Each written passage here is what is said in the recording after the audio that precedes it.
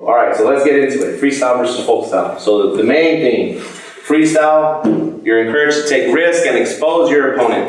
In Folkstyle, all of the scoring is based on control, the control aspect, right? So it's basically exposure, risk and exposure versus control and action, right? So two major different styles, and you're going to learn that Folkstyle philosophy and application is counterintuitive to freestyle. So this is going to be one of the hardest things to understand.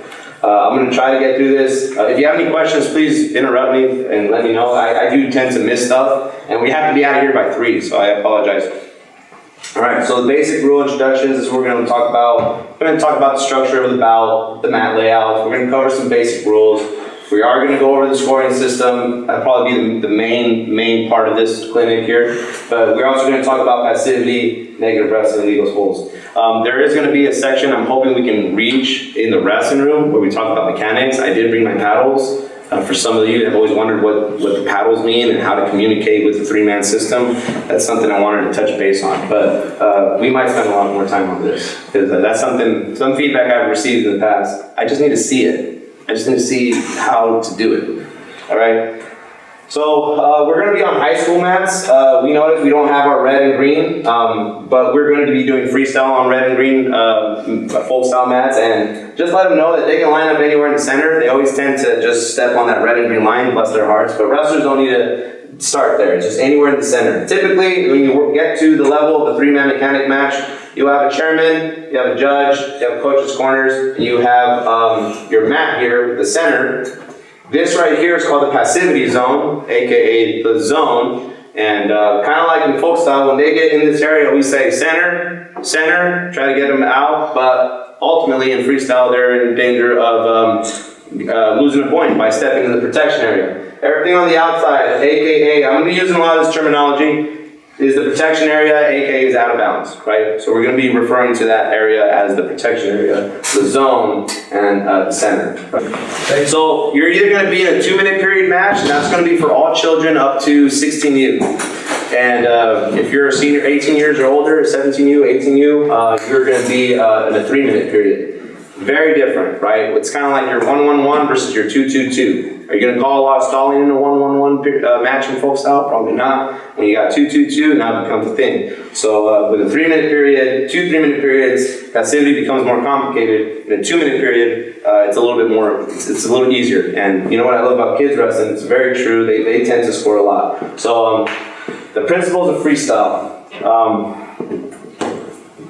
So our rule book is fluid and it changes periodically, but there's a concept that we all got to understand, right? Universal wrestling, total wrestling. An example of that is in freestyle, you can't cut your wrestler. If you take them down, now it's time to wrestle on the ground. Mat wrestling. If you're only good at standing, well then you're kind of an incomplete wrestler. So the notion of universal wrestling is like if you're really the best in the world, if you're really that gold medalist, then you're going to be good on top, you're going to be good on bottom, you're going to be good on your feet, you're going to be good in all positions. So you can't cut your wrestler. When you're on the edge, you can't grab a guy on the edge and pull him back to the center. They don't let you do that. You're going to wrestle on the edge. Total wrestling, universal wrestling, things like that. And passivity, right? Understand passivity, it's not stalling. We have our definitions of stalling, but passivity is an absence of points, an absence of scoring. They can be very active, but by rule, passivity must be applied and must be called, and we're going to talk about that a little bit more.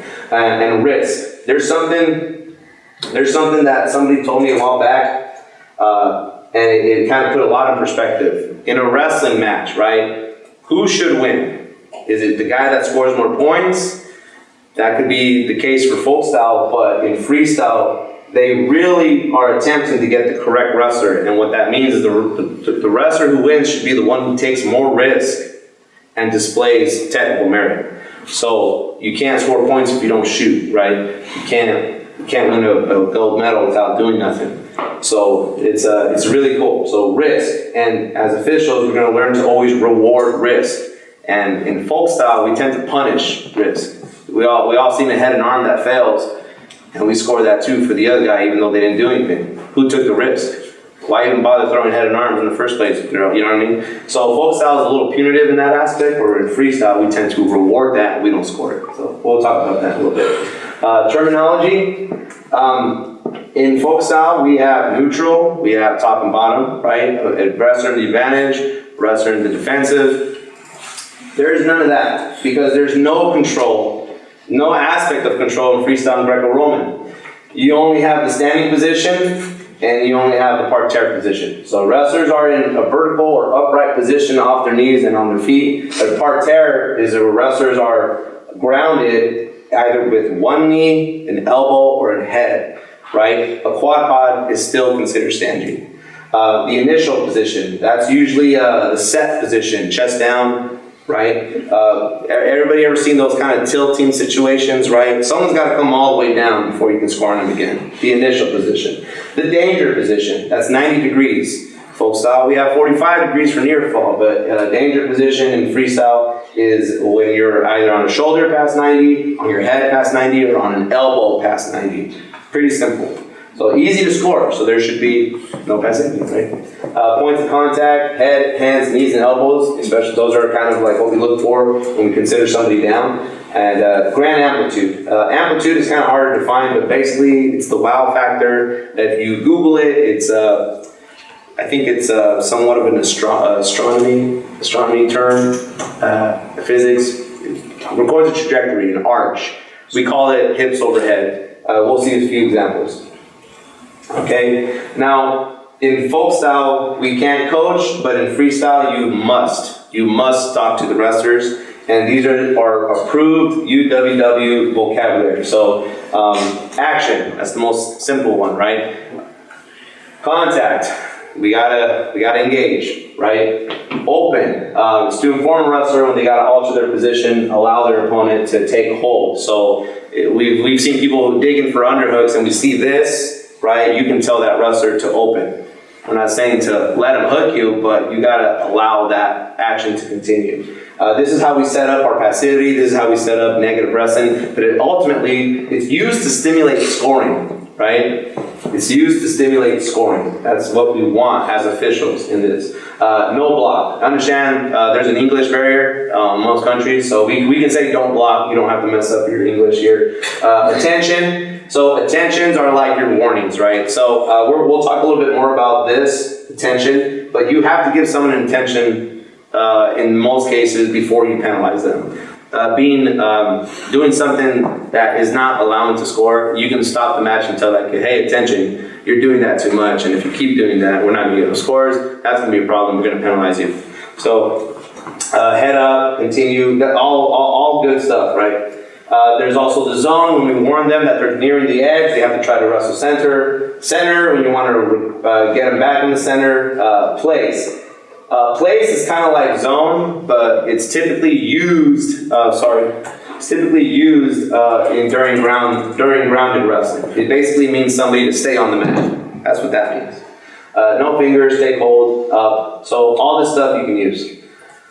All right. So the role of the official, the officiating team, the whistle, the judge, and the chair. So why are officials allowed to verbally command the wrestlers? The point is to stimulate. It's also a way to communicate to your judge and your chair that something's coming, right? If you have 5 calls for blue, action blue contact, hey blue, no fingers, kind of telling a story. So now if I'm a judge and I'm a chair, we know passivity on blue is coming up, and it just helps synchronize that whole process. So that's why we have to use our verbal command. Also, it helps coaches understand that we're looking at their wrestler for passivity. Okay, we have to use the verbal and also the visual mechanic, because think of a arena mechanics, the same concept in Folkstyle wrestling. Why we use our mechanics, we have to visually and audibly. All right, any questions on this? Okay, let's move on. Passivity versus negative wrestling. So we've all heard these concepts before. Passivity is usually where it's just good, clean wrestling and nobody's scored yet.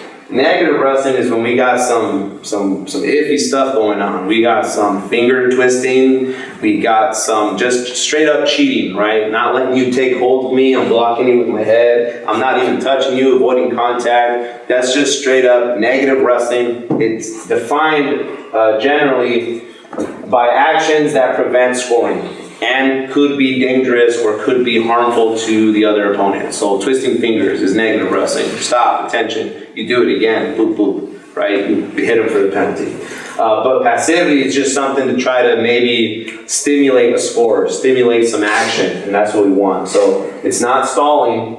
And when international wrestling, passivity is determined to be lack of scoring, right? So passivity is lack of scoring, absence of calls. Negative wrestling is actions that are potentially dangerous and contrary to the basic principle of total wrestling, right? And prevent scoring actions. All right, so here's what it looks like. Passivity procedure. In a 3-minute period, you're on a schedule, guys. We all heard of an internal clock.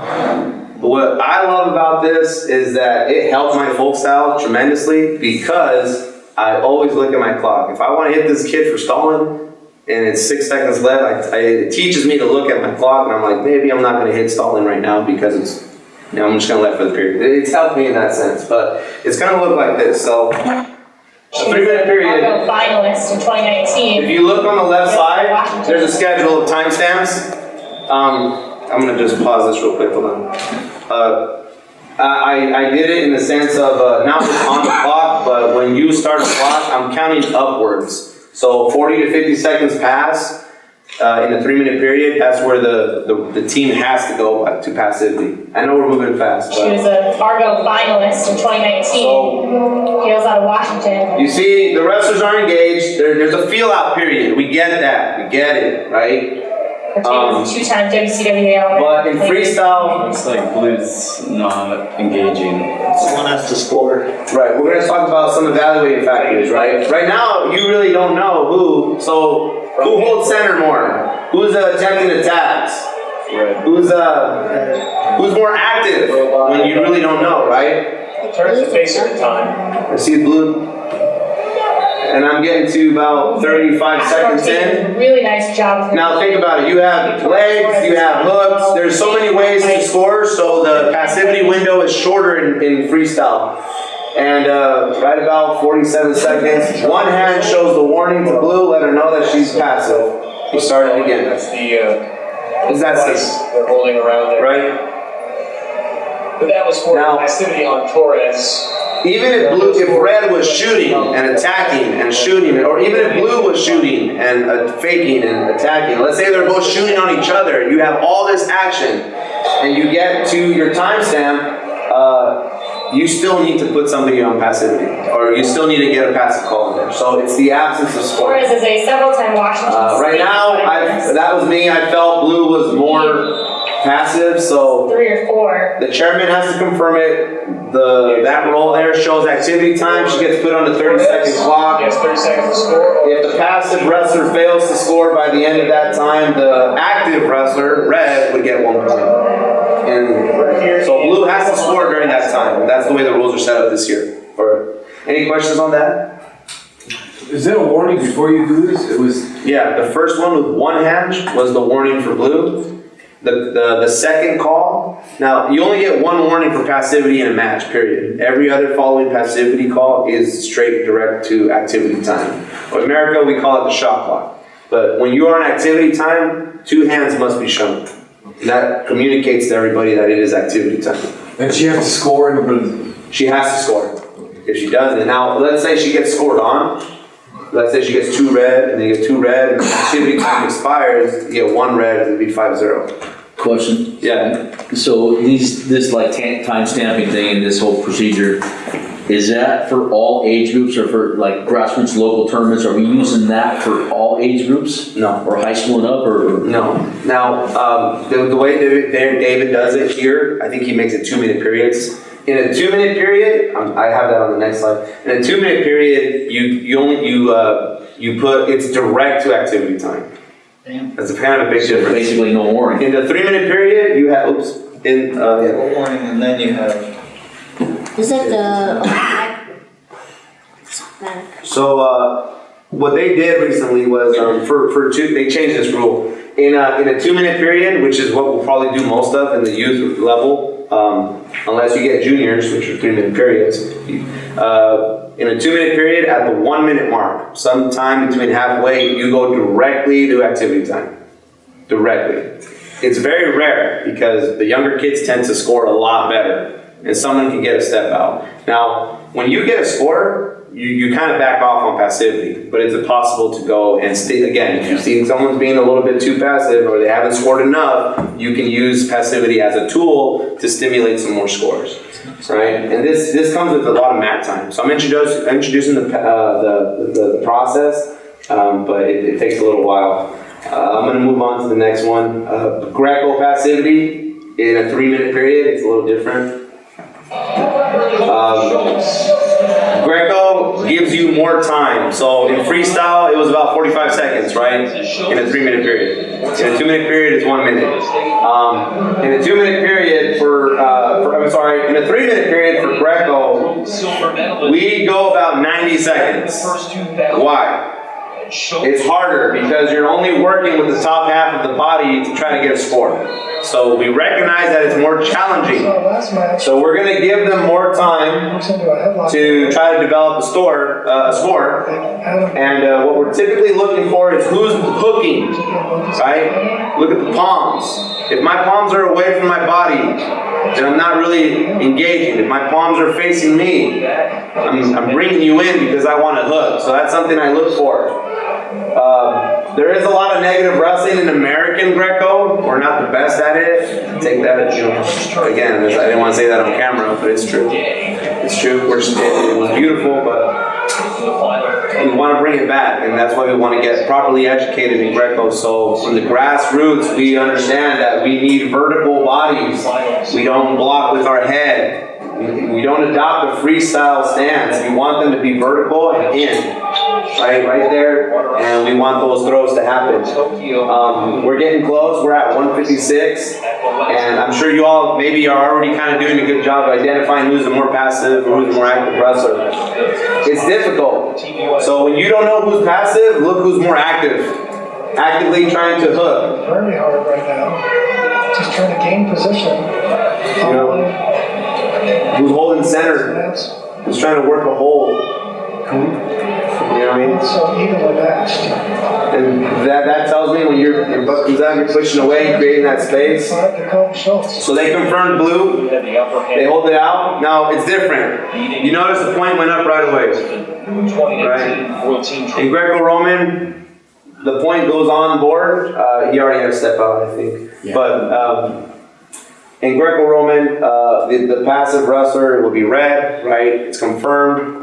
You give 1 point to blue, put 1 point on the board. And then they ask them, do you want standing or do you want parterre? So you award a choice in Greco-Roman. And most guys want to practice their throwing game, they say parterre. But you have to give them a choice because sometimes, especially with this weight, it's hard to throw people. And so they'd rather just try to get a head and arm or something or another step out. So now what this does is it gives you about 90 seconds of left in the period. And what you do is you manage the bout this way. You let them try to score on top. And then look it, now you have about a minute, 13 seconds left of standing. And it goes back pretty quick. If you go too early and they're not scoring on their feet, it gets a little boring. And in Greco, it's very different. You're only allowed to hit passivity 3 times in the whole match. So you don't want to burn them. You only got 3 shots. It's typically 1 in the first and 2 in the second if you got no scores. You don't want to just be a machine gun with passivity. Yes? Backing up, when you gave the choice, was the choice for blue or red? Blue. Scored for the passivity. So in that first period, red was confirmed as passive. So blue gets a point. Blue gets a point, he gets a choice. And then he gets a choice of standing or parterre. This is the second period now. So what I love about passivity is you get to ask in Greco, how did Adam Kuhn earn those points, right? And you would have to look back and say, well, he got 1 step out. We gave him a point, and then we awarded him the top position. But he didn't earn that top position. So even if you got 4-0, Adam Kuhn is going to have to step up tremendously and significantly if he wants to go on top again without a score. But they should be working for their own points, not referee gifted points. Does that make sense? So in this second period, even if he's holding position and he's defending, he didn't earn those points. So to be fair, you would give the other guy a shot on top, or you give him the opportunity to try to score. And in America, a lot of Greco matches kind of happen like this. They are typically low scoring, at least at the senior level. But I think if you do some Greco matches in OCWA, you see a lot of points, man. It's really awesome. So your focus would be, all right, so there it is. Now it comes a little shorter because she has to set up, she has to assume that they're not going to score again. So she's giving herself time to get another passivity call in if she has to. So this time, same situation. Blue was confirmed as passive, 1 point red, choice, top to bottom. Schultz wants to go on top again. And Kuhn's hard to turn. Tries to pinch there, didn't get it. And then gets a takedown. So now that 2 points there, he earned on his own. Essentially, now you got 2 minutes. You don't even have to worry about passivity anymore. We have a clear winner. And if he wants to win, he's got to go take it by taking some risk and displaying some technical merit. Any questions on Greco-Roman? Yes. Greco-Roman, that's the only one that does parterre, really, right? Forced parterre, yeah. We don't really Forced do that. parterre is the only one, yeah. Oh, okay. That's the only, this concept is only in Greco-Roman. So sometimes it's kind of like you have to switch to freestyle to Greco. Like, okay, it's a Greco match, my passivity is different. In a 2 minute period, it's typically at 1 minute. But at the lower level, man, and especially at the grassroots level, very rare are you going to get like a 0-0 or a 1-0 match. At the grassroots, where we're still learning how to, I don't think, you know what I'm saying? There's gonna be some scores. What's up? So what are the mechanics for passivity? Oh, I'm so sorry. This is the mechanic right here. So this is the offer. Now, as a whistle, everything you hold up is an opinion and it's an offering. Okay. The judge will also either agree with you or give you a different option. The chairman has to confirm all passivities and fouls. So that's why we hold it out. Like, do you agree? Because what if I'm your chairman, right? And you're kind of new to Greco-Roman and you're giving me the wrong color and this is for the state championship, right? I might say, no, let's go with the other guy. Okay, no problem. That's why we get the 3-man majority rules. So you will hold out this mechanic here. We only have one mechanic here in freestyle. This is for cautions, it's also for passivity. Context is important, so it gets a little complicated. When it's confirmed, we go up. And then when we have a good chance to stop the match, we stop it at an appropriate time. This happens a lot. We go here, we confirm, boop, we get a shot. And now you have to wait. You have to wait. The score, the wrestler's attempt to score precedes everything. Okay? One more question. So the mechanics for both freestyle and Greco-Roman are the same? The same, yeah. And then the difference between the two versus Folkstyle, in that situation where Red lost the control, trying to do that pinch move, so there's no points being awarded for escape, so it just becomes neutral position again, vertical position, straight to a takedown. Correct. Let me touch on that a little bit, and we're going to touch on that a little bit more. But that concept, for those that don't maybe not understand what the question was, I'm going to forward it just a little bit. So we're standing here. The passivity gets confirmed. Kuhn goes down, and now we're parterre. So we're standing now, and then he meets a criteria for a takedown. Because they're now standing in the standing position, coming around your opponent behind the hips is the criteria for a 2. So when they separated and they stood up, they're up, they're standing. You know what I mean? And then he went around him again and he scored. So it's only standing or parterre, and that's what dictates your score. And then again, you were mentioning that when they're in a quad pod position, that's considered standing. So like both wrestlers were like in a bear claw situation, that would constitute a standing position as well, right? Yeah.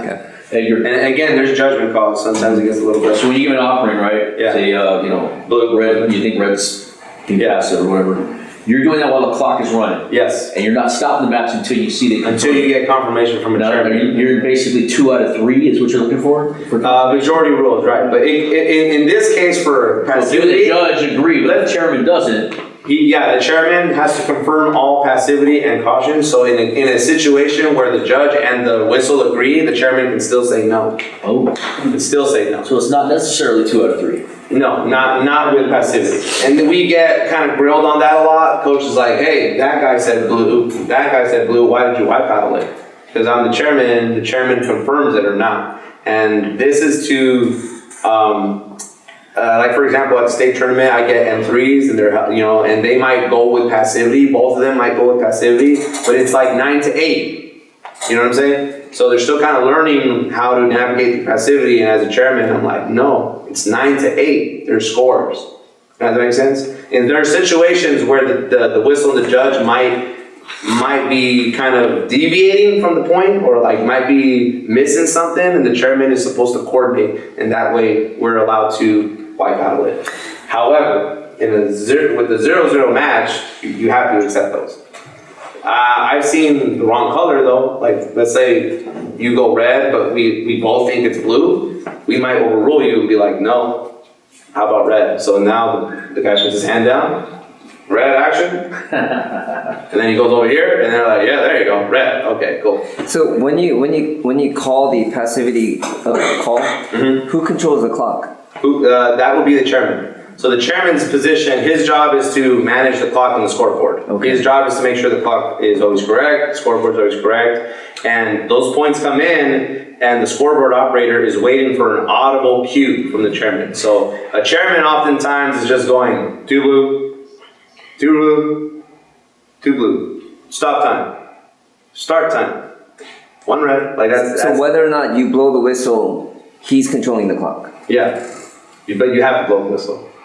You know what I mean? When you do your passivity Right, so call, dude, you blow, stop, right? Passivity time, right? We got it good. The chairman it's all a coordinated, well-oiled machine, and we're all working So when together. that shot, say you put him on that The shot clock. yeah, 30 seconds go by, there's no scoring that takes place, right? The active wrestler gets. Now, are you awarding that point, or is the judge or the chairman giving that point? The whistle and the judge award it. Okay. Yeah, and then the chair just goes. The chair just notes it. But let's say the whistle forgets. Yeah. And the judge Now, the knows. whistle has to pay attention to exactly when 30 seconds Exactly. passes, right? Like, Usually there's a little graphic, but when we start going out here by ourselves in OCWA and we got a clock, you're gonna have to do some math, bro. You gotta work out. It's 27 minus 30. You know what I mean? 157, right? Gotcha. So and you're gonna have to go up. But let's say you're in a 3-man mechanic situation and the whistle forgets. Well, he just forgets for whatever reason. Maybe he's learning. The judge holds up a paddle, and then the chairman goes, "Yeah, 1." That makes sense? Because if the whistle and the judge do it, the chairman doesn't have to get involved. If the whistle doesn't do it, it goes. Or let's say the whistle goes 1 blue, but it was red's point, and then the judge goes 1 red. The chairman's gonna have to go, yeah, 1 red. This guy messed up the color. You know what I'm saying? It's communication. All right, let's move on. We'll get here.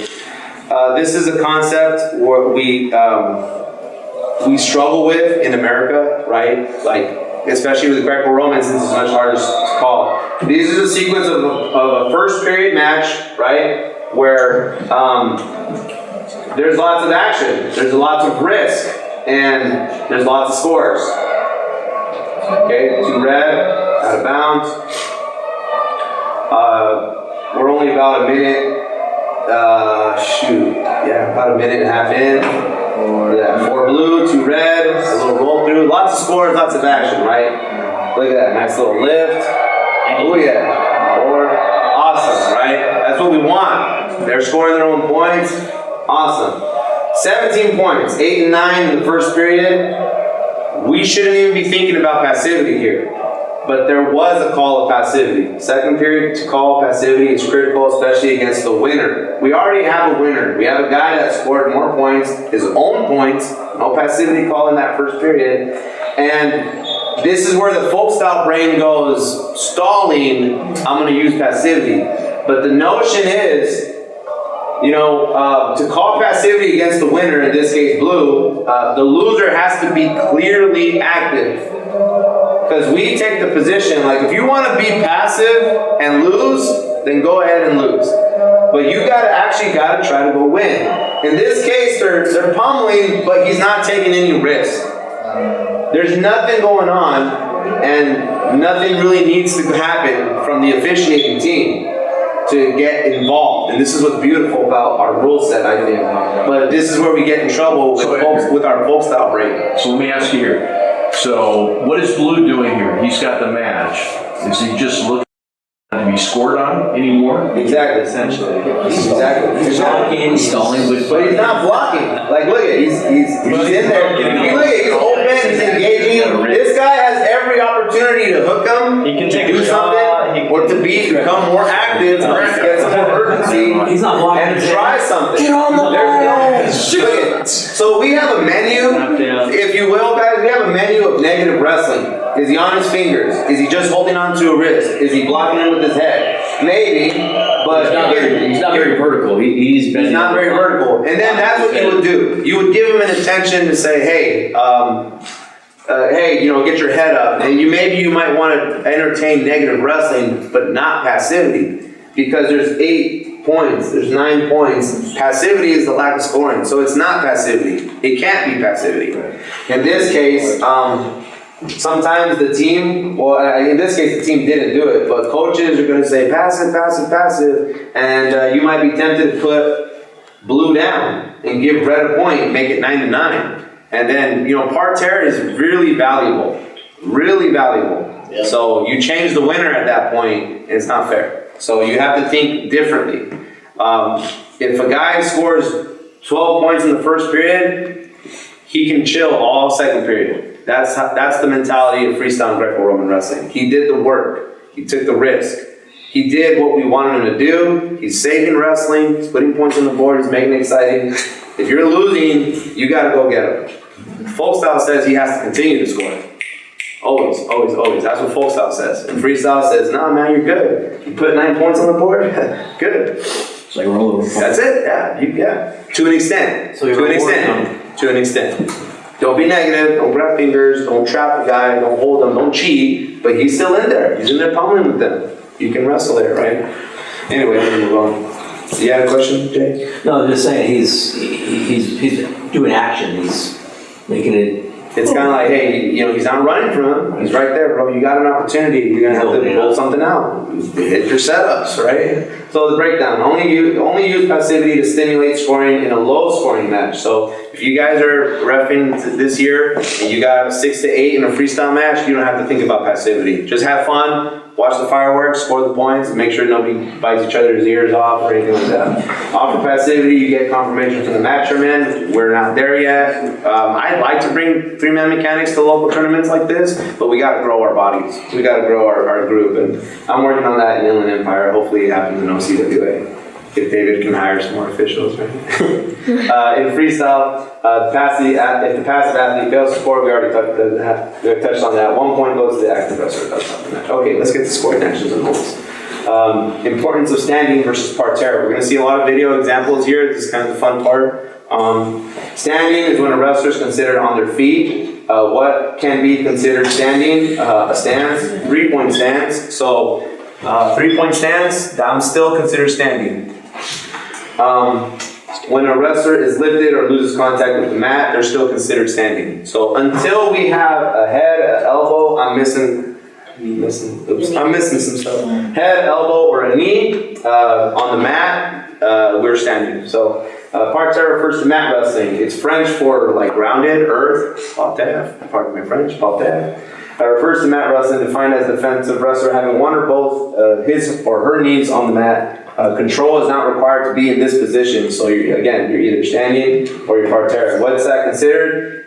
When you're on a knee, right? If you have a quad pod and an elbow down, head down. I'm missing my little bullet points, but head, elbow, and knees. So then, Edgar, you talk about those points of contact. If we're neutral, right? Yeah. I snap a guy down. I'm in that front headlock position. He's down on his knees. We're actually in parterre. Yeah, the defensive wrestler is. And so how long am I Parterre giving that position. guy to try to score a takedown, get behind? I'm gonna say ample time. Ample. And as a But not referee, indefinite. I as a mean, referee, about maybe 10 seconds and then we're standing back as up. a referee, Score? as a referee, you're encouraged to nag him. Red action, like you got a front headlock, you got to hold. Use it or lose it. Action red, continue red. Give him some ample time to try to do something with it. If he doesn't want to roll it, maybe he's choking him. Stop. You take it away. It's all about action, kind of like how you hit a step in. But I don't want to use folk style terminologies, but the 1 point actions. Any questions on standing versus parterre? We're gonna see some examples, guys. So I'm hoping to get some more clarification. The 1 point action. So obviously a step out. It's a step out, not a push out. How many of you guys hear it called a push out all the time? If the goal was to push out, then we'd be doing sumo. We don't do sumo. Pushing out is illegal. If you push a guy out of bounds, and that's illegal, you get detention. If you do it again, you get penalized. So you're not allowed just to push somebody out of bounds. You know what I mean? Imagine winning a gold medal that way in the Olympics, push a guy out of bounds. There's no attack, no technical merit. When an attacking wrestler is the first step in the protection area, in the attempting of a hold may occur, right? The wrestler either completes the hold successfully or not. Those should be get the points. I'll show you some examples of that. That came out crazy. Step out point. If you lose the challenge, you get a point. If you don't score during passivity or activity time, the shot clock, you get a point. All reversals in parterre, or I would say in a sequence, we're going to talk about this a little bit, are 1 point. Fleeing, all cautions in freestyle are essentially 1 point. And negative wrestling and so on. Also, if you get in a second offensive foul is a point. Points for actions, 2 points. This is your takedown. So from standing, you go behind the knees with 3 points of contact on the mat. Either arms, knee, elbow, or head is 2 points. The correct throw, we'll talk about that. The correct throw is when you put an opponent in a prone or lateral or 3-point contact position with the defensive wrestler losing control. Most common situation is an arm throw that doesn't go all the way. It doesn't land in danger, but that guy flies through the air and lands on his chest, hip. He basically he turns into a throwing dummy. He doesn't break contact. He doesn't pass 90, but the action was still cool enough where they landed in a prone lateral position. We call that a correct throw or a correct action. Okay, hand to hand. So this is your gut wrenches. Anything that makes you go hand to hand, right, is considered a turn in parterre. We'll see some examples of that. The failed throw. A failed throw is when somebody tries to throw, they land on their own back. So we all know feet to back is 4, but when someone's attempting a big throw and it fails, and we know that he initiated and did all that work only to fail and to land on his own back, we don't give the other guy 4, we only give him 2. So that's why sometimes you see those feet to back situations only get called 2. So that's how we reward the risk. What's the announcement there? No announcement, you just show 2 instead of 4. Fleeing the mat while in danger, so all fouls during danger, so think of a pinning situation, I'm poking your eyes, all fouls in danger are worth 2. Okay, and then Greco-Roman, all leg fouls and other fouls are worth 2, with the exception of fleeing. I know, it gets complicated. Criteria for a takedown. So, we all know what a textbook takedown is, but these are just a couple. I think I'm going to put the volume down, guys.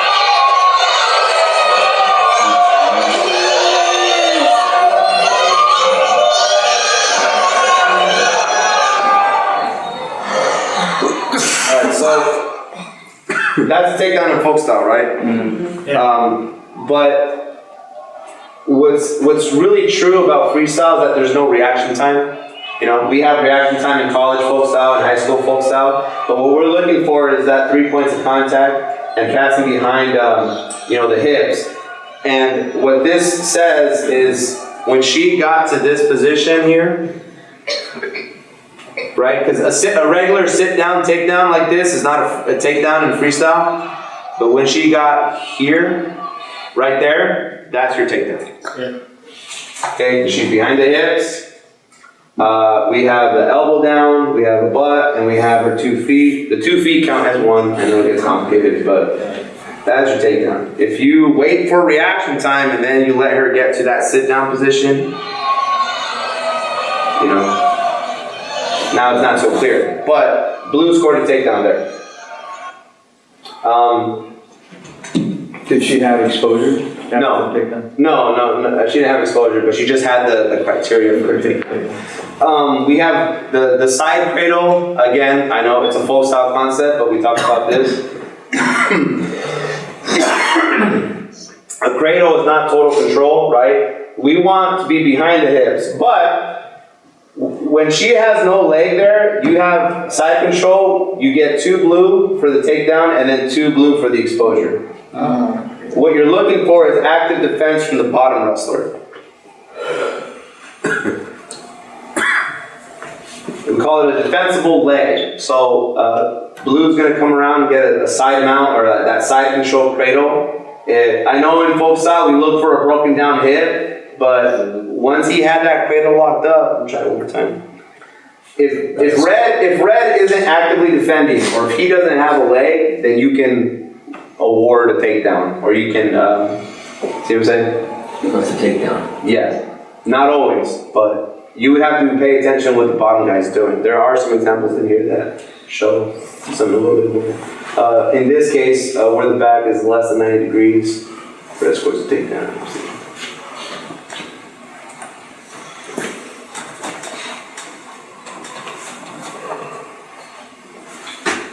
Okay, so this is that sit down. All right, so crack down position.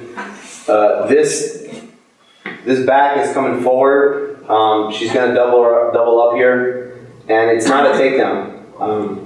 It's a little bit, you know, you might be looking for control, but we're not worried about control. It's that sit down double is not a takedown in freestyle, but it can be if you reach this position. Why did they break there on that one, Edgar? Because you have once action stops, you're allowed to bring them right back up. Your job is to stimulate action. Right. You know what I mean? So there it is again. Okay, now you see how she went backwards? She reclined backwards, and she needed a third post to keep her from going back. Okay, so you have to sometimes watch what's the Basically, you're looking for like the hand or the elbow or whatever. Yeah, and also you want that back to be reclined less than 90. Right. You know what I'm saying? For the takedown. Now let's say, you know. The first example you show right before that one, she's got her on her butt. She's forward. They stopped them and stood her back up basically because they're in parterre and she's not finishing the takedown. Yeah. Okay. You bring them up again because it's like, you know, they're not advancing, you're not getting a score, you gotta bring them up again. What's that kind of time limit that you're... What's the time limit? Ample time. Ample time. You know what I say? You know what I say? There's scooting, fighting, and do whatever, you let it go, but if not, maybe. Come on up. Yeah, maybe, but do you want to be, again, your job as a referee is to try to get them to score. So if you, let's say that's happening and it's still 0-0, and you're by rule, you need to put somebody on passivity. You gotta bring them up, you know what I mean? Don't interrupt it if it's developing, but as I'm saying, as a referee, it's hard to referee freestyle because you gotta have to have this sort of concept in mind, like, okay, what are they doing? We don't just wait for somebody to end up on top. In that case, you know, I'm talking red. Red continue, blue continue, action blue, red action, right? And they're just sitting there. So you're defending your call. Cool. Exactly. That is what coaches appreciate, and that's what you kind of need to do. Before you move on that, the video on the left, so she dropped her elbow for that post, obvious takedown. Is there a time frame where she gets that exposure since she's on that? At this point, you have established parterre, you have 2 for red, and now the clock starts ticking, like the ample time. Okay, can she score again? And the referee, you have to be verbal. It's one of the evaluating points that we look at. If you just go 2 and then you stay quiet, you're not doing your job. Action, red, continue, red attack. Okay. And you're letting her know, can you score again? No. Action, red, she's not scoring. 2, you bring them back up. She scored, and they're probably most of the time okay with that. Because right here, she can get crotch lifted. She's probably okay with that too. On her feet, she can start defending, she can get something else. The quad pod is a Folkstyle takedown, but not a freestyle takedown. So right here, you're considered standing. He goes to an elbow, That's 2, and then 2 more. We all seen that before? Yeah. This is commonly missed, but it's something that all entry-level officials need to understand, that if you have a quad pod to exposure, you're either going to get 4 or you're going to get 2 and 2. Rationally, logically. Okay? Sometimes we see a turn and we just call it 2. What about the other 2? So look at his left elbow, and then exposure. 2, 2. Because from the quad pod, as soon as that elbow touches, you have 3 points of contact, you have the criteria for the takedown. And then now you're grounded. And then when he pops over, now you have an exposure in parterre, it's 2 and 2. Now, if you were to pop him over and his elbow, head, or knee never touch and he goes directly to danger, now you have 4. Now you have a low amplitude throw. And those are a big deal. The Merkle. So what we look for is the criteria in the UWW rulebook is that when a wrestler from the standing position comes all the way completely behind the hips, and with 3 points of contact down on the mat, it's a takedown. Now, in this sequence, there's still no score. Red never got behind the hips. So when those legs get trapped, and when a bottom wrestler has a leg captured and they can't come all the way around, we tend to hold. So there's no points in the sequence. Want to see it again? There you go. He scored it too, though, didn't he? Yeah, he did score 2. Yeah, I think it didn't get confirmed then. But look at so he 1-0, so let's see, 1-0. You have a judge here, Mr. Barrios from Colombia. 2. Check him out. Oh, 2? Yeah. so he thinks. So they put 3. Now at that point, the chairman is locked out. Majority rules. So it would be up for who's that? Dominican Republic to throw a brick or to challenge. So she scored though. He gave it, and they're gonna. He gave a score. Yes. It happens. It is what it is. I do got something on the Merkle, right? Because you said you have that leg inside. So let's say you have the head, you flatten them out, right? To where here they have 3 points of contact on the mat. And then you roll them for 2, right? You expose their back. Would that be 2 for the takedown and then 2 for the exposure, or just 2 for exposure? Just be 2. Just 2? Yeah, because the Merkle doesn't meet the criteria of the takedown what we're looking for. But they are parterre, and so when she rolls that and gets exposure, it'll just be 2. And now she's the scoring wrestler. She's the one in the advantage. Takedown differentiation, another kind of folk style concept. So blue it gets 2 points. This one's kind of hard here. This right here gets difficult because I see it in youth wrestling. They come around and then the bottom wrestler grabs it and then pulls it and then they come right back forward again. So I tend to go a little late on here, but it can be called 2. And what we're looking for is like, is red beat here? You know, does she succeed? She's broken down. The position is lost. So at this point, she's got to let go. This is negative wrestling. You're not allowed to just grab your opponent's hands. The referee needs to tell them to open. That way, what if she doesn't let go? You can penalize her. Okay. Is that what she did right Yeah, is that what that slam? You give her time, let her let go of it, and then. Yeah, you gotta understand there's a language barrier, so they have to open. You know, they have to say open, go. That's what that is, maybe. Yeah, so open. She did 1. So she gave it 2. And then a 1. Yeah. Clock's so Because she's hanging on to it. Alright, so this is something where the folk style mentality gets in the way. I want you to watch the sequence, okay? We have red on top, right? Man, they're tiny. Red's on top, blue's on bottom. And now blue's on top. And now red's on bottom. And That's there's one reversal. in folk style. This is freestyle though. Well, he put 1 blue there. Right, but he got it wrong. Wanna know why? Anybody know why he got it wrong? Standing. There's only standing and parterre. So with red on top, blue is now attempting to score, and now red is on his feet. They were so Now they're standing. There should have been a takedown. It doesn't matter about control. It's either standing or parterre. So Yeah. red messed up by standing up. he made himself standing. So when they came up, now they're standing, and now he met the criteria for 2 blues instead of a reversal, right? So it's only that's something that we need to understand. Like, and when I referee, I'm always telling myself like, okay, parterre, standing, parterre, standing. You know what I mean? Like that's something that you got to talk to. Parterre, okay, standing, Well, standing. understanding that quad potty and one hand down is still standing, that helps. So with that video. It can get a little gray though. Sometimes sometimes those interpretations they say, well, we don't have an established standing there, coach. Oh, so it gets a little gray. But this should be 2 blue. It's not a reversal. It should be 2 points. But blue comes up from the bottom. Both athletes are standing and face to face, and blue completes what now is a takedown. Okay. So on that, when blue stood up, they both stood up, blue's in position to take a takedown, but it seemed like for a second, he's pulling on that guy, pulling it back in. So earlier in the lecture, you said there's no, when you're on that edge of the mat, you shouldn't be pulling or pushing. That's typically in this position. Like, so let's say a guy was trying to let's say a guy landed in parterre and wanted to pull him back. Okay. But in that case, it's clean. It's wrestling. Because you're trying to get the takedown. You want to let the guy score. So we're not thinking about that. That's a different situation altogether. Positions for actions. This is the correct hold. Wrestler who pull a plug. Nice little takedown. It doesn't always have to be an arm throw. That's what I mean. Didn't score it though. Right.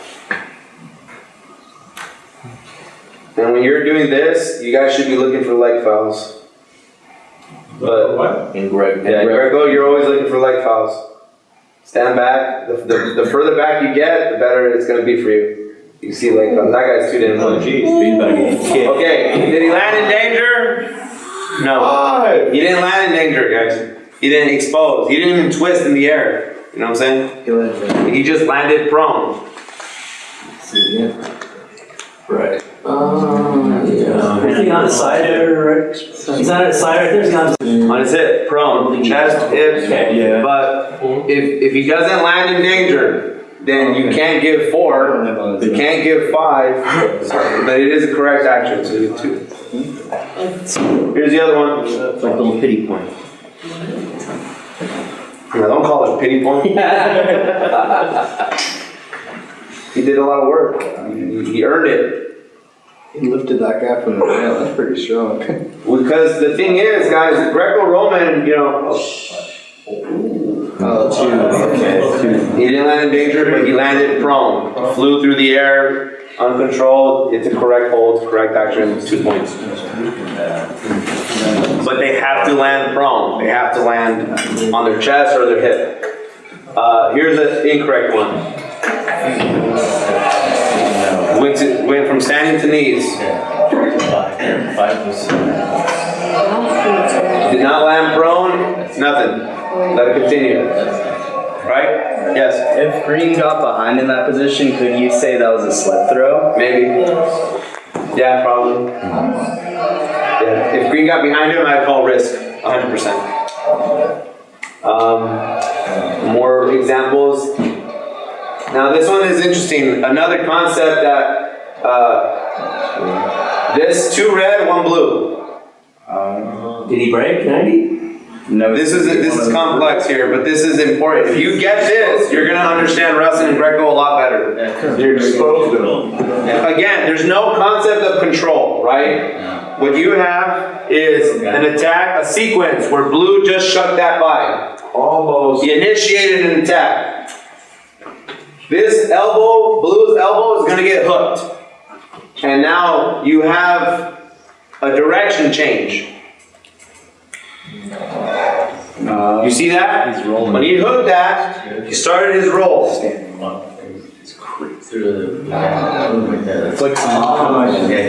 Landed. Correct hold and reversal. That was 2 and then a reversal. 2 red, 1 blue. He gets his change. So because there's a sequence where red scored and blue comes back on top. What was the 2 for? Correct hold. Even though he never really exposed. We're thinking Folkstyle. We're thinking control. We're thinking of like, you know, this action here. But You gotta look at what happens to Blue's body. Blue never got the takedown. Blue lost control of himself and the hold completely. So he started it, but the count. Okay, so I'm not gonna say. You know what helps out with this? Let's pretend we have a jury member talking about the result. The way he's gonna say this is going, all right, Blue initiated attack, red counter attacked, called Blue to land in prone position, correct hold, Blue ends up on top, one Blue reversal. Yeah. So they don't break it down to attack, counter attack. Attack, red counter attack, met the criteria of the correct hold, he landed in prone. But if you he let go of he completely let go of his hold altogether. He has that waist, flew through the. So when red makes him lose his position, he gets awarded for that. Yes, we can see that. Even though his back didn't get exposed, even though he never would have. He should have just been straight. Doesn't matter. He went to his side. That was correct. Is this strictly Greco or freestyle as well? We're in this guy. Who's taking a big risk there? This guy. Right? Technical merit. The elbow. Made him fly. You gotta give credit to that. He did something pretty cool when we all thought he wasn't, he still was out, down and out. So we reward that technical merit, reward the risk. That looked more like a desperate attempt to try to defend somehow. I'll tell you one thing, you know what another option is? It was, but because of the control, it scores. Let me tell you what another option is. And Folkstyle. That could have been just two Blue, because if somebody said like, oh, as soon as his head touched the mat, it's takedown. Somebody could have said that, but what you have to take note is that on the way down, he was doing a move. He did something, and then he was coming down here, but somehow the guy ended up over there. So you have to entertain the direction change. That's what I'm saying. But aren't you looking for something like that for Blue's back to get exposed past 90 to give him 2 points? No, because the criteria for the correct hold, you don't necessarily need exposure. You need the body to lose control and land in prone position. And this goes for Greco and freestyle? Greco and freestyle. Yeah. At all ages. He landed in prone. So if he landed on his knee, it wouldn't have been nothing. Told you, if you landed on his knees, it probably would have been, yeah, exactly. It would have been just two Blue. Failed counterattack. Anybody see that score? That was a reversal. Can we do that one more time? These ones are kind of hard to see. This is a little bit higher level, a little bit more complex, but Blue is on an attack. Hand to hand, two reds. Yep. Hand to hand behind him. That's two Blue. I'm sorry, two Blue. Yeah, Thank you. Thank you. I was like, That's a white pattern back there. For sure. So it wasn't standing when he started.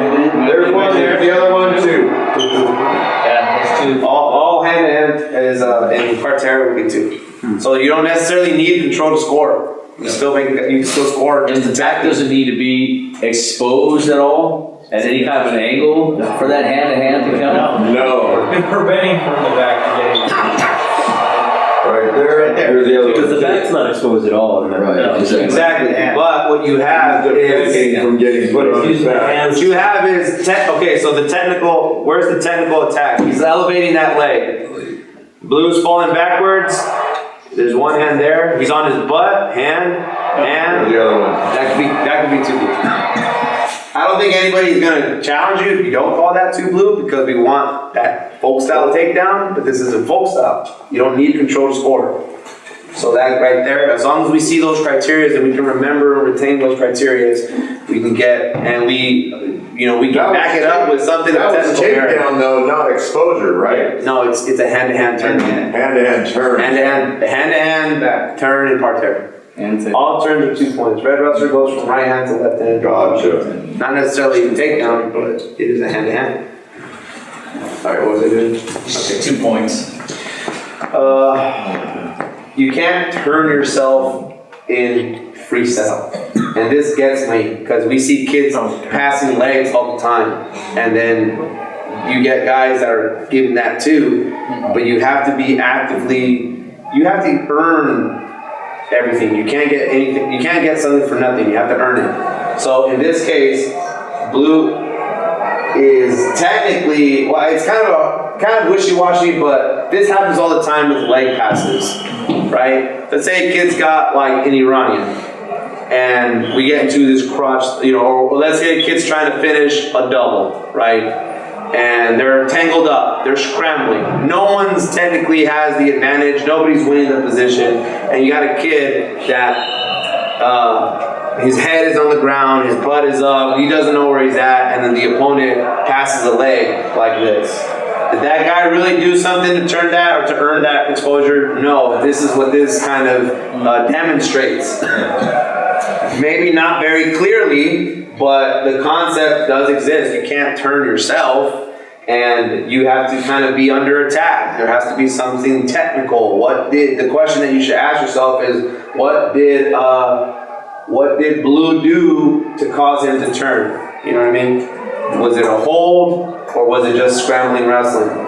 It's kind of gray though, I get it. Or you could have a takedown. It's kind of gray, I get it, but... So red went hand to hand, but Blue didn't really have anything to cause it. Blue was on his hips. I know, it's not a great example, but the point is, Takedown right there. the way you see this, you should be thinking, did he turn himself, or was he turned? No, it's because red forced it. So there would be no two. You wouldn't get it. 4-point actions. Damn. When we evaluate holds, it is the position of the defensive wrestler or the wrestler under attack which dictates the point value. In this case, red is on his feet, blue is on his knees. But red went from feet to danger and constitutes a 4-point blue. Okay? Now, if you were to reverse this and red was on his knees and blue was standing and then throws them and puts them to his back, you'd only give him 2 because red would be on his knees. And we often mistake this. Coaches are like, we were on our feet, it's feet to back. It's where the defensive wrestler is. That's what dictates that. This one is very subtle. Boop, elbow, 90 degrees, for red. It's important because they were standing. Do that again. It's important, like, okay, you're not always going to be in position, guys. That's just the truth. The blue So guy that might be called too blue, too red, but it's important. See that? Did everybody see it? Yeah. Elbow past 90 degrees. That is danger position. So that is for red. Doesn't need reaction time, doesn't need restraining power. She met the criteria, so that can be for red. FYI, we're going to get a lot of old school coaches that do things like, obviously neck blow in an H. That was cool. Oh. Who's got 4? Who's got 2? Do we know why it's only 2? Both his shoulders touched. See that? We don't do touch ball anymore. 4 from blue. 2 old school red. So essentially, it's only 2 blue because red never was lifted completely off the mat. His knees are still in contact with the mat, so it can only be 2 blue. Be mindful that sitting on the spine should not be allowed. Okay, you still have to protect the wrestlers.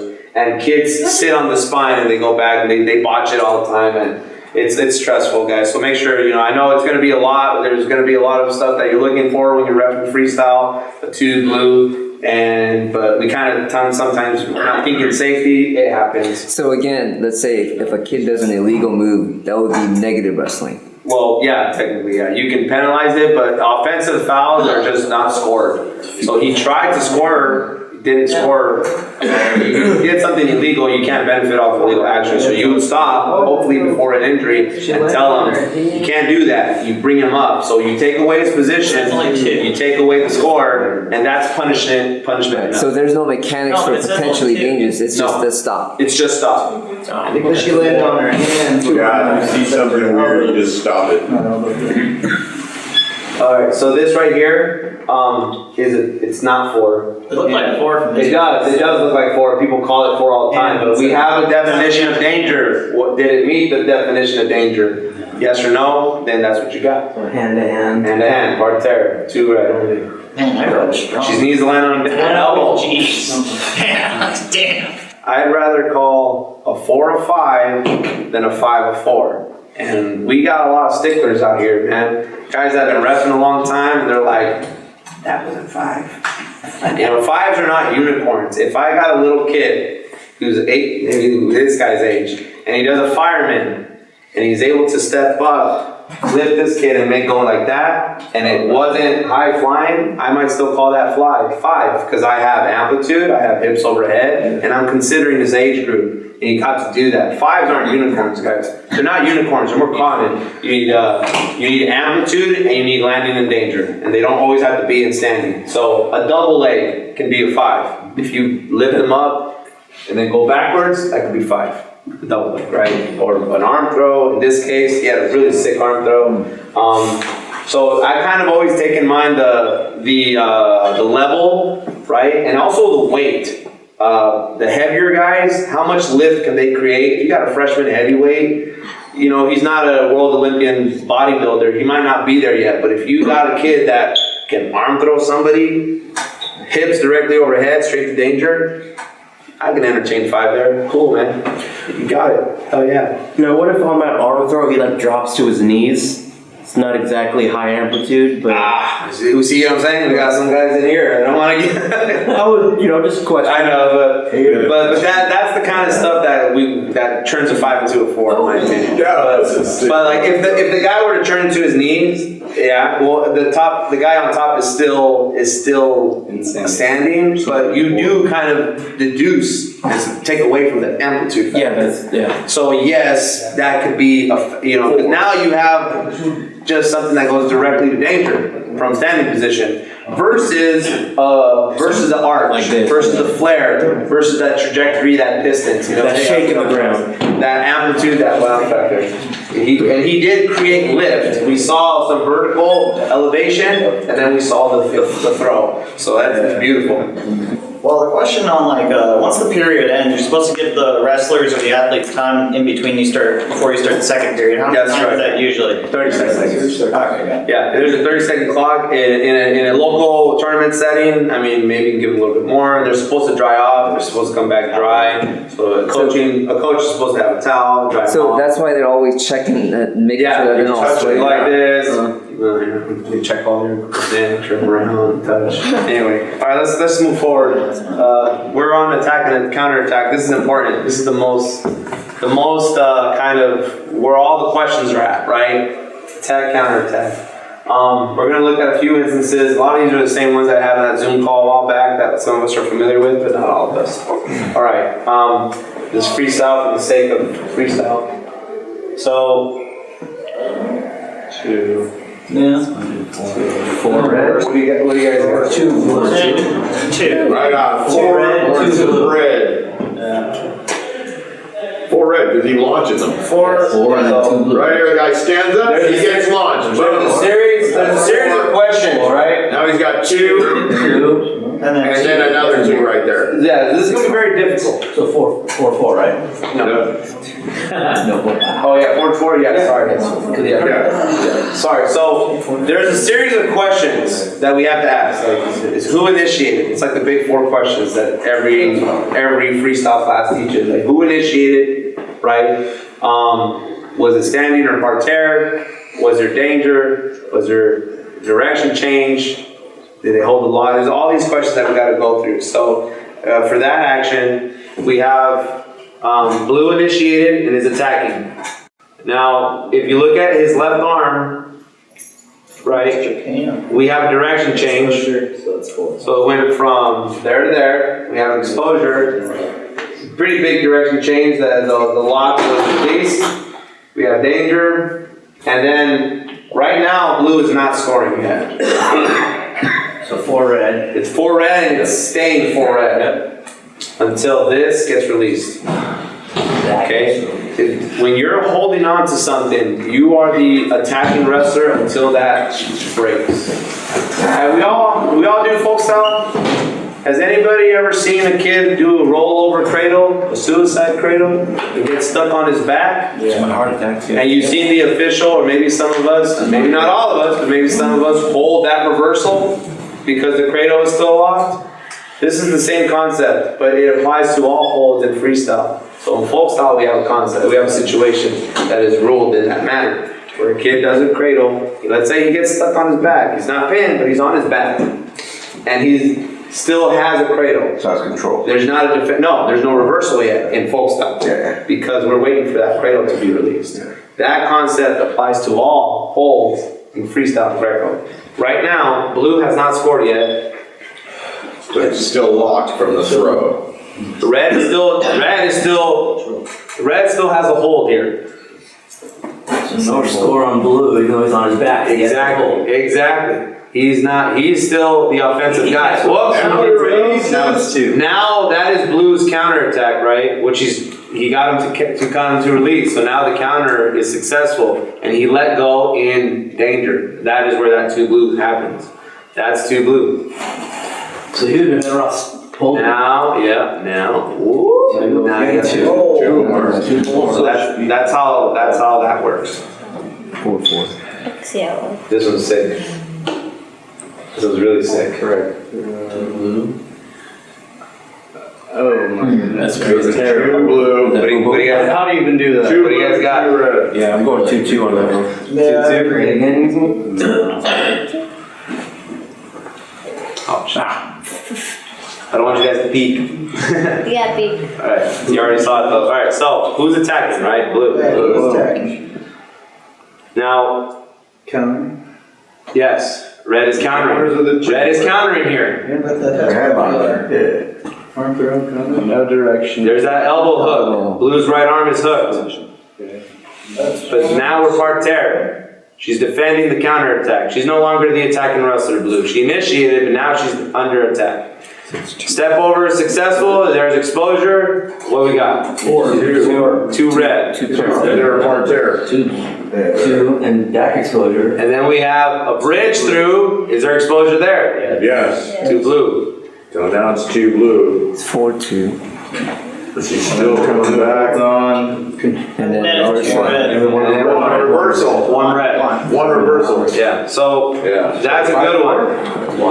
Red finish for chicken wing, right? Even though she's under attack, she goes for the head. She takes the consolation prize. She captures an elbow. She doesn't. Blue doesn't end up on top in that takedown criteria, so we don't have it. And now we have action in parterre. Blue goes to her knee before going to danger. Blue then completes your counterattack. Red comes back on top for the reversal. We'll watch it one more time. And it happens fast, guys. It happens real fast. It's okay to miss it. And I tell new referees, throw something up. Just throw something up. Throw it up. Go 2, and then, you know what I mean? Handle it, bud. And then we can clean it up. Edgar, let's just say that Blue had ended up on top. Would you have given her a takedown as well?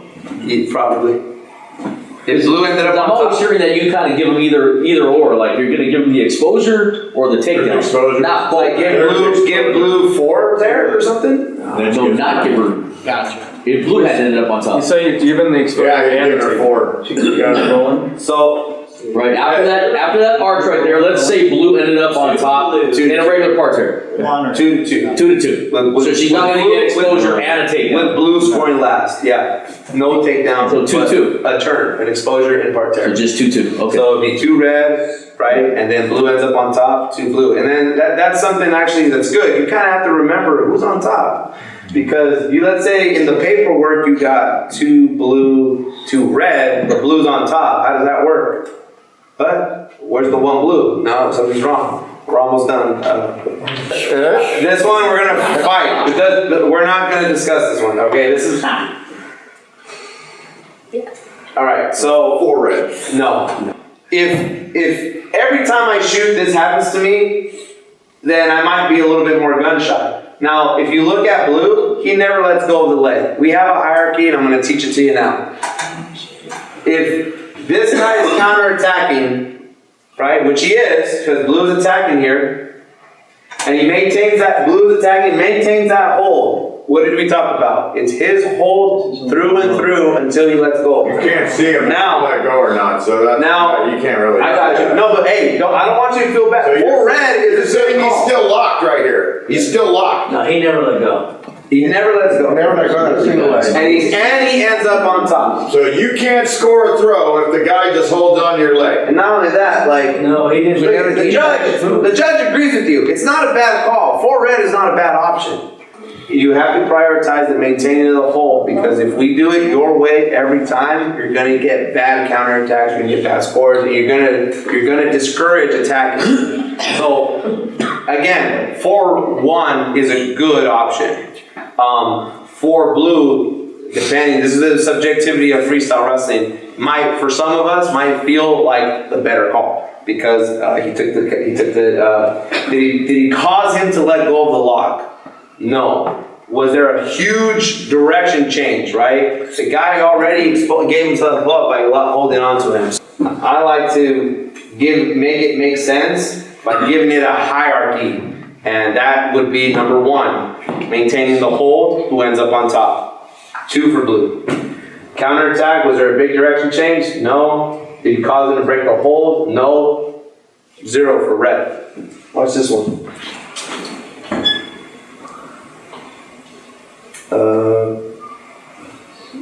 He was already on his way down, under attack. But he had the lock. And he countered, and he held him through. But this right here wasn't scored. It glitches right there, but we know. Yeah, he offers no points, but what you have is a lift, an attack that's coming down on its way down, and meets the criteria for danger. That's 4, right? Yeah. 4 red, right. And now you have a counter on, but the score had already been successful, so this is 4. So there's nothing. Nothing. No, it's 4. No, it's just 4. 4 for red. Nothing for blue. Nothing. Seems right. This one's a little bit more, I like this one, 4 red. Red changes the direction of the attack. Blue opens his hands during the counterattack, and the red finishes on top. So there you got 3 points of evaluation to give that all 4. Blue initiated, changes the direction, spin the Rooney, lands in danger, 4 red. That's an easy call. This one's a good one here. And remember, like turning yourself, right? You might be tempted to go 4 blue, 2 red there. But you have to. That's 4 red, right? Yeah, 4 red. 4 red. Nothing did an attack. But I'm saying you might be tempted to go, danger, 4 blue, right? But That was a cool wizard. There's no momentum. there's a pause, Yeah. and then there's a new action created. The hands broke, and you got him popping over, so you give that counterattack all for 4. 4-1. See, let's go. Let's go again. That is evidence of counterattack. You abandoned your attack. When you let go, and now you're trying to counter, you abandoned it. The coaches say, well, we took it away. We took it away. In this case, yes, he took it away. Because he was going for a double. Okay, so now, did you let go? No. So now we have a new attack happening here. Let's go again. We got 4 blue. 4-1, yeah. 1 red. And then he gets his change for coming out on top. 4-1. This one's kind of hard, but I like it too. It gets your brain thinking in the right spot. 2 points blue, 2 points red, 1 point blue. 2-2-1. Okay. Nothing yet. Kip over, 2 blue. Is that your one? Now he takes him backwards. 2 red, 1 blue. Did we see it? His hands crossed behind him, huh? Very subtle direction changes, but they're there. Attack, counter, attack.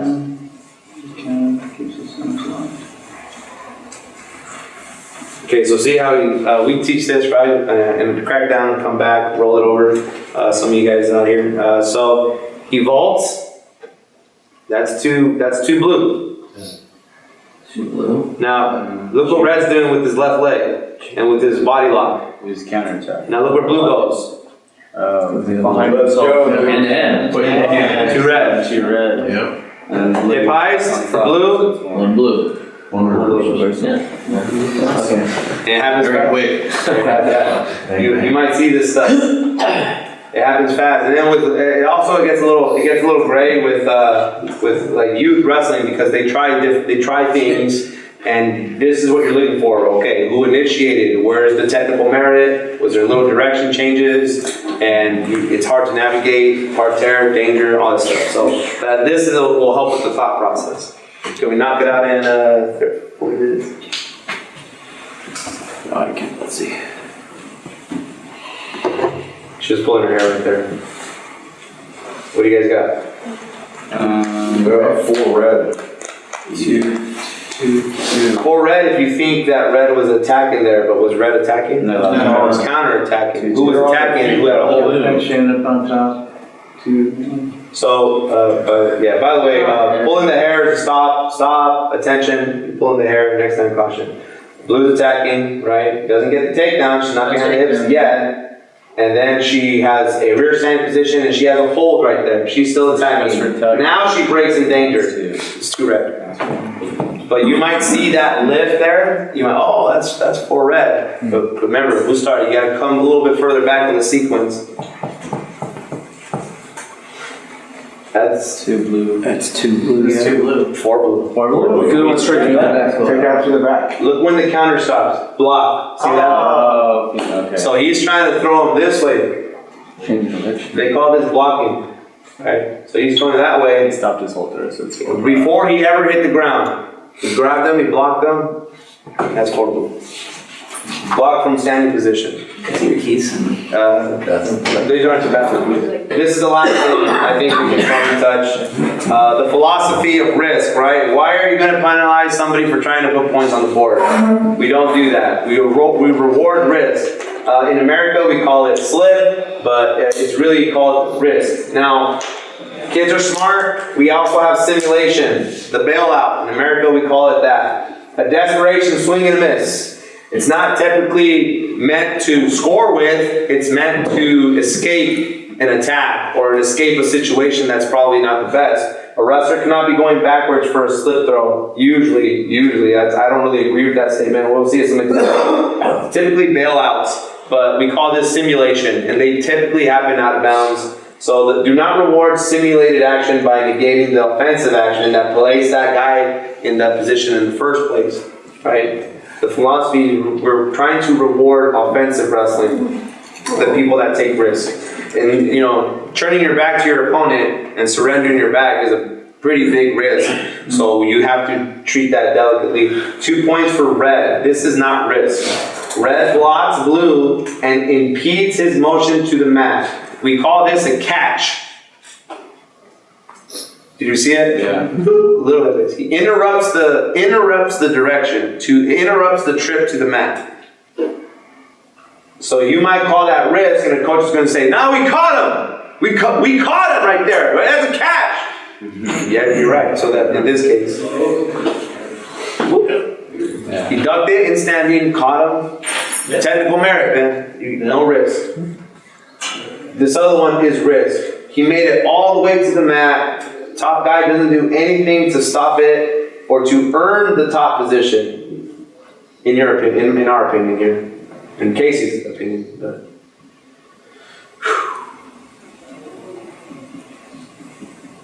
Okay, there's nothing. Yeah. Yeah. He goes all the way down. Right? He goes all the way down. He tried to. You're gonna get those coaches. No, we caught him. We dunked him. That's us. We were attacking his body. He didn't even have a hold on him. He just. No, he didn't even do it. So no mechanics, you just stand them back up? Yeah.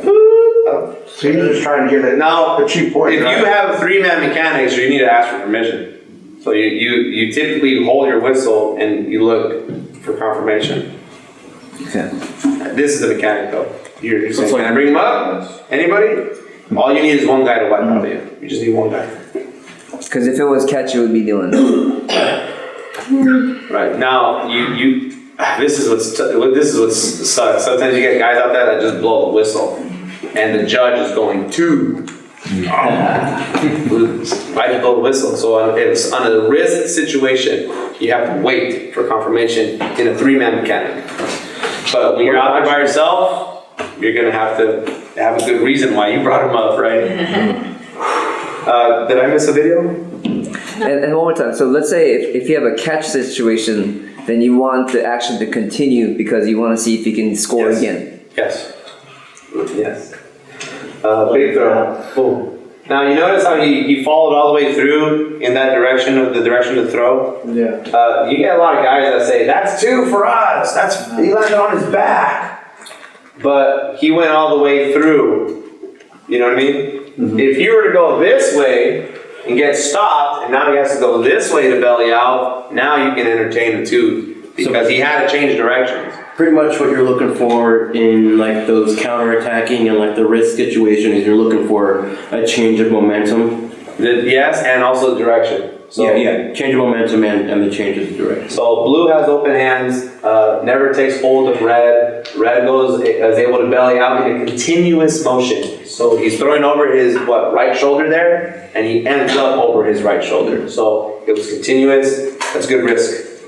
So in that situation that you were talking about, when you have to wait for confirmation, what if the wrestler already has a grasp of the stomach and starts rolling at that point? When you're waiting for confirmation of whether you're supposed to stand him back up or award it too? That stuff happens. If it's confirmed risk, then It just doesn't count. it just doesn't count. Okay. And then if you have a video replay, then the coach can challenge. And let's say it's not risk. Let's say the jury goes, no, that's 2, and then that extra 2 is going to be counted. And let's say you blew it too quick, you grant him the parterre and allow him to continue on top. So that would be the only time you would allow someone to start in parterre position, possibly? There's lots of different various versions where you would restart in parterre. Say, you get a blood timeout or something, or in this case, you earned and you're entitled to a top position from a risk. The referee team messed it up. Yeah. No risk. See the catch? Yeah. It's that subtle, guys. It's tough. And honestly, guys, I still kind of struggle with this. Sometimes I get it, sometimes I don't. That's why I do like my team. I like the team aspect of it, and then we can always watch a video. I love it. So, but it's important to make a decision and then have a reason why you're making that decision. These ones are difficult because you think that she countered and then wrestling continued, but according to Casey, that shouldn't be.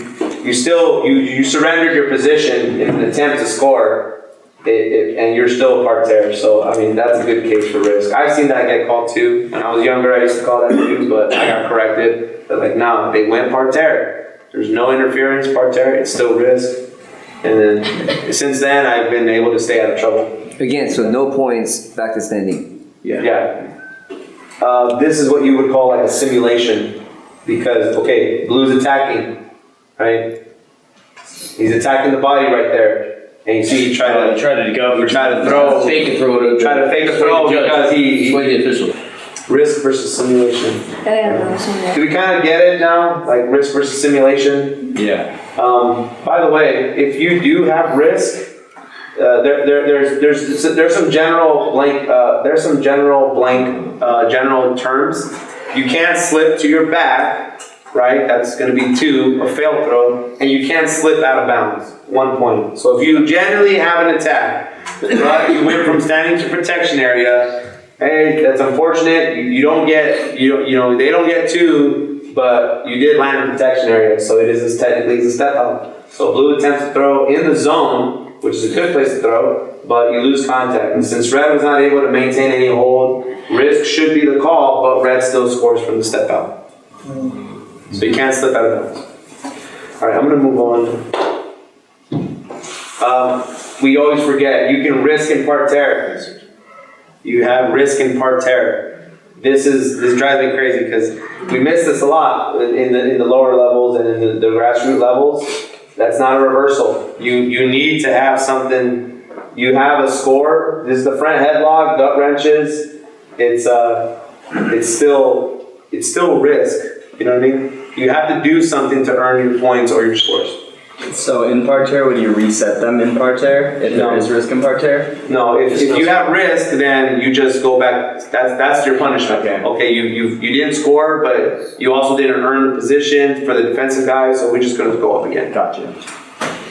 Out of bounds. Out of bounds from standing when you step out. Out of bounds is a whole concept, guys, and it gets very complicated. But we're gonna look at some videos, and I'm gonna do my best to try to touch on them briefly because we're running out of time. We got 30 minutes, 28 minutes left. He's attacking, so it's not a hard stop there, and he completed his attack. So you give him the highest option, which is 2 red. When someone steps out under attack, wait, because ideally as referees, we're not sticklers. We want the highest possible score. We're always going to prioritize and scoring and offensive action. That's how we reward wrestlers for taking risks in this. So in that case, do we all remember Helen Maroulis? Yeah. That last takedown of her gold medal match in Brazil? The Japanese wrestler stepped out while under attack, and that team waited until Maroulis completed that takedown. And if that team would have blown that whistle, we might not have a gold medalist at Rio. You know what I'm saying? Big deal. So wait on that out of bounds stuff. Just wait. Let them go all the way out, and then get all that information. But that early whistle can really mess you up. So when it's not a foot, it's your pinning points. Okay. When Jordan touched the protection area, right?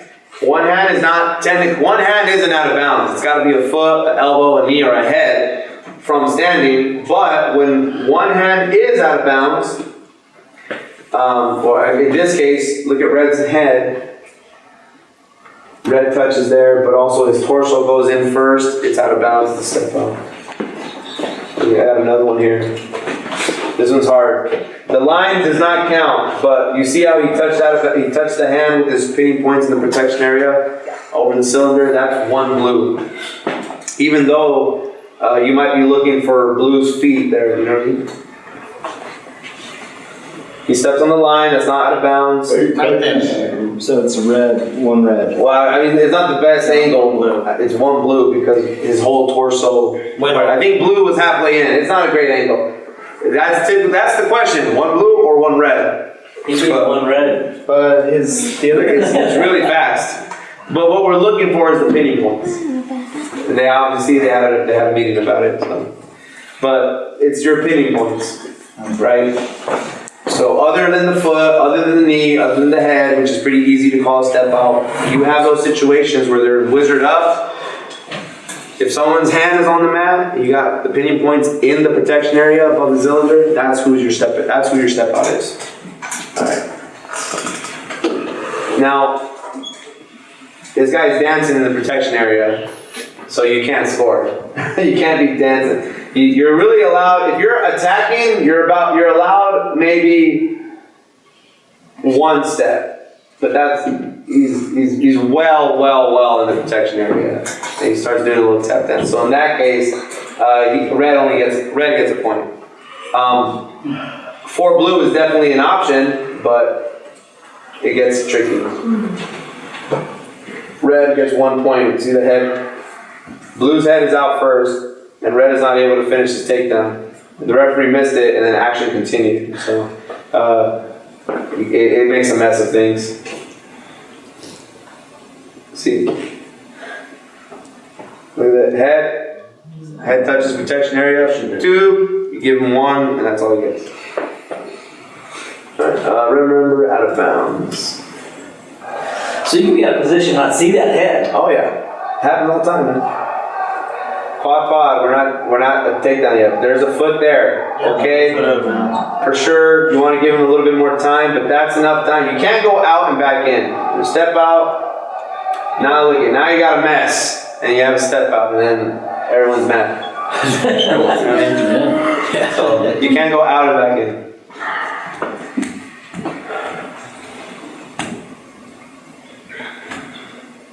One red.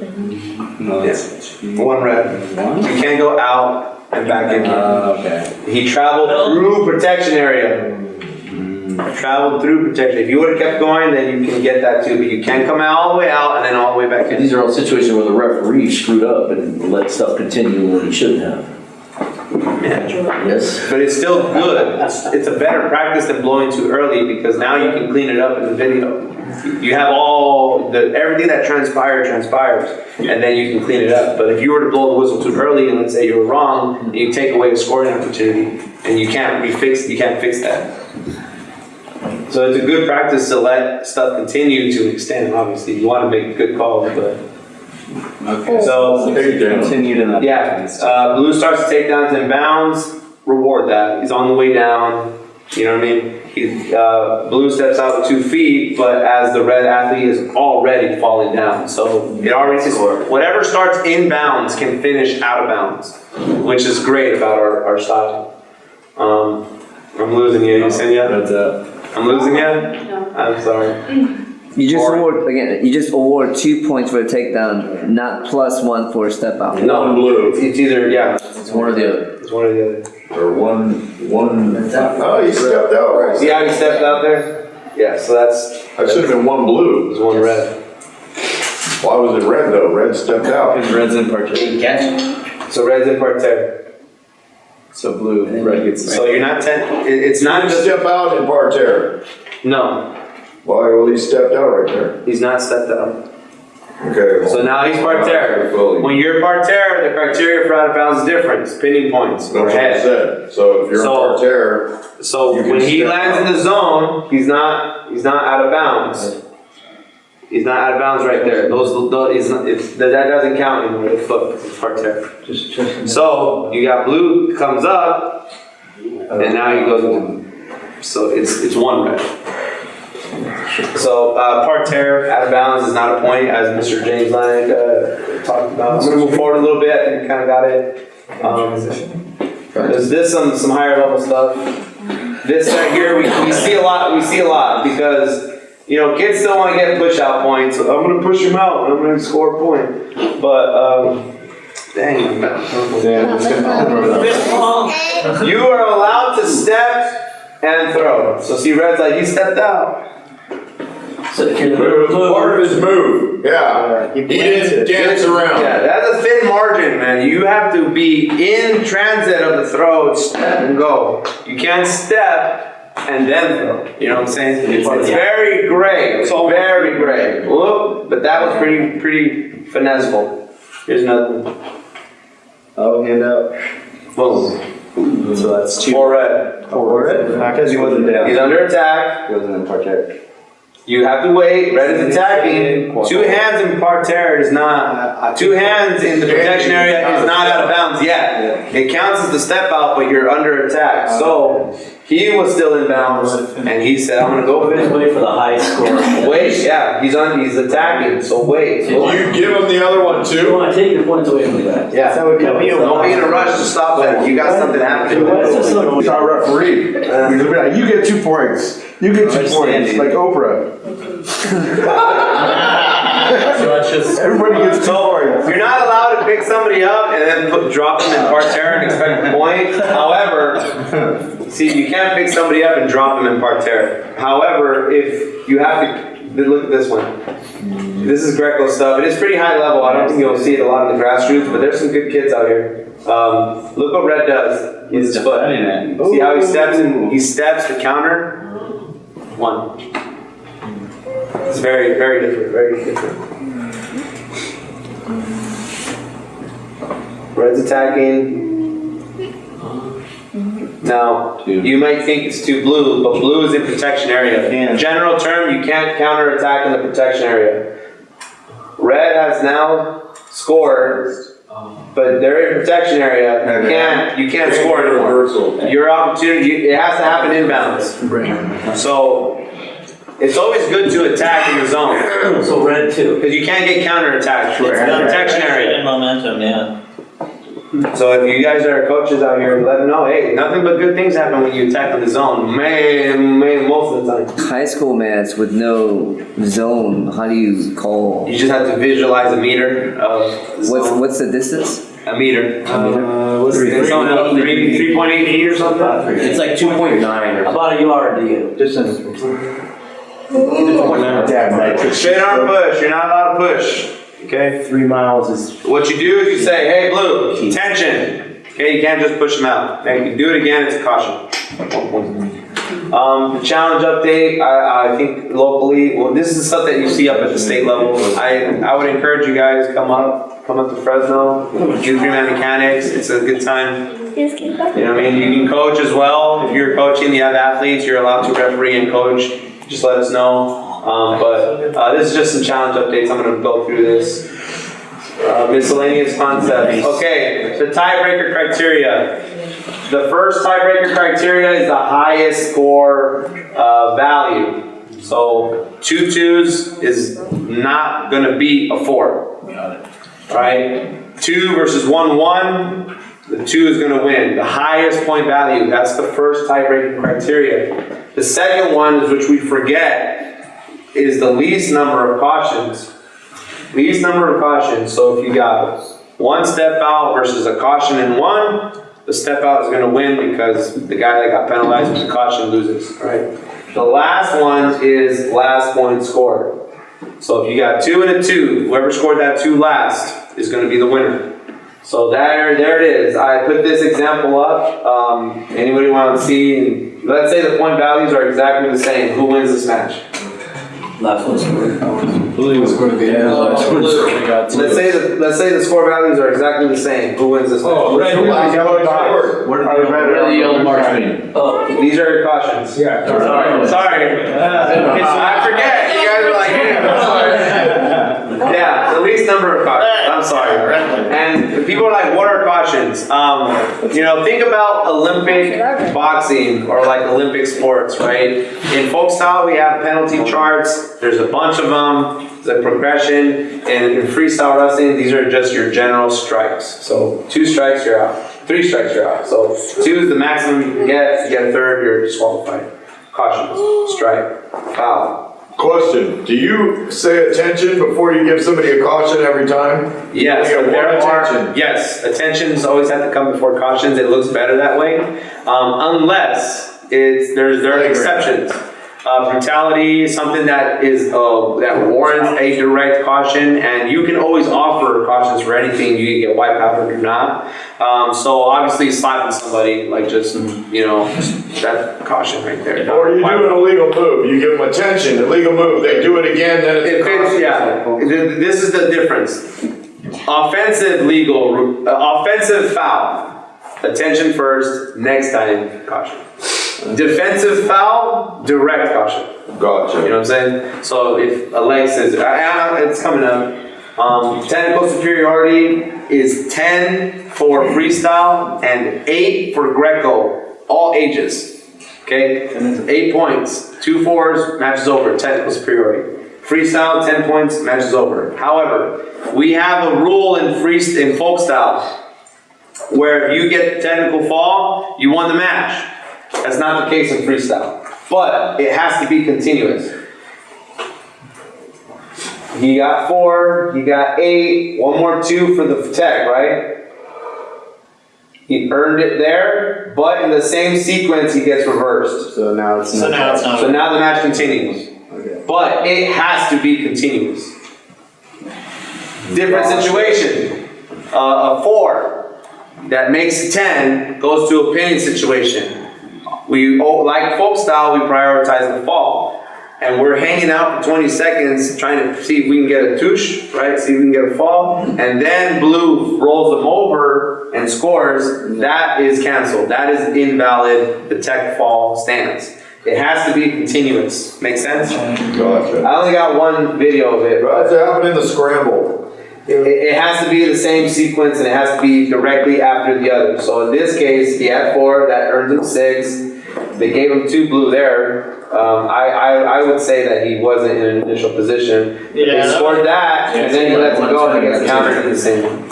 So same sequence. It's challengeable. Somebody can challenge it, but that's you would want to let that continue if you're not sure, because you can always go back and fix it. Let's say you were wrong and you should have let it continue. You took away his potential to score more. So when you have video review, that's kind of the things you need to think about. Starting position. Let's say you have to get somebody in parterre. That's how it has to look. 2 knees down on one side, hands anywhere on the back. So you make that happen. Parterre position during the bout. I'm gonna forward to this. This is kind of high-tech stuff. You kind of have to place here, so he's wrong. See, he's incorrect. He's straddling the legs. Negative wrestling, unsportsmanlike. How do you? What would you do there? You just restart it? Yeah, attention, adjust. You're not correct. Attention too. Yeah, and attention. Because you're getting granted top position. That's good. Without having to earn it in some cases. So you have to start correct. If you don't do it twice, let's say you get them wrong, you can bring them up. But we're dealing with kids. Let's be preventative here. Again, defensive fouls during an attack is automatic cautions. All cautions are 2 in Greco except for leg fouls and fleeing. Freestyle, all cautions are 1 except for when in danger. Offensive fouls, if you do something illegal in the attempt to score, you lose the score, you get an attention, and if you do it again, same thing, same action, same illegal thing, then it's penalized with a caution. And that's where we kind of forget too. There are a lot of things that are illegal in folk style that are illegal in freestyle. I don't have a lot of time to cover them. What time is it though? Almost 2:50. Shit, dude. Alright, 5-minute class. Okay, 11 minutes. but, scissoring the body is one of the main ones. You're not allowed to scissor the body or the head, even a draping head scissor, okay? Like college, Jay, if someone's attacking and gets fouled, you allow the action to be completed, and then you penalize at the end of the sequence, score or not. Greco and freestyle. So we see Greco leg fouls, let the throw happen, score the throw, penalize the leg foul. We see a freestyle, Iranian, the scissor happens, let the score happen, let the sequence happen, and then you penalize at the end. The defensive the fouling wrestler cannot score at all. So think about that. Kind of like your technical violation. If you lock hands, right, you can't score out. You can't get an advantage. Leg fouls, offensive, they're out there. You can't use your leg actively. I wanted to talk about leg fouls, but you can't actively use your legs, guys, when you're trying to score. And what we have here is a leg foul with a guy going like this. I don't know. There's all kinds of stuff. The hand signal for illegal. Are you showing that right away? You would point, like in college, we have to go like this, right? You're right. So you're point. It would be this. I like to point. I'd be like, yep, that's a scissor. And I'm going to say continue, but I'm holding this. And this calls the team that I have a caution locked and loaded. Yeah, exactly. No, I was kidding. No, in freestyle, you do get free moves. All right, guys. Strangulation, the front headlock. We don't allow wrestlers to hang out because people get choked out. I don't have it. Fair play, right? Clean the mat. These are our penalties. We're out of time. So the bottom wrestler in the parterre position, they're allowed to crawl and defend however they want to. That's their freedom, right? Yeah. They have the right to defend to an extent. Mm-hmm. Crawling forward is what is illegal, but lateral movement, sideways, side to side is okay. All right. So see, crawling out of bounds. You just can't crawl out of bounds. You just have to stay on the mat 100% of the time. So that is a parterre. Clean the mat in danger. Yeah. You know what I mean? I should better do that. Actively bridging, actively trying to get out of bounds. You might say, what else is he supposed to do? What else? Well, They freestyle? yes. So because the foul happened in parterre, you return in parterre. If a foul happens in standing, you return standing. Oh, that's a foul. Bridge out of bounds. That was my go-to move, just crawl out of bounds. So thank you guys again for coming. If you got any questions on my number, and thank you guys for your time.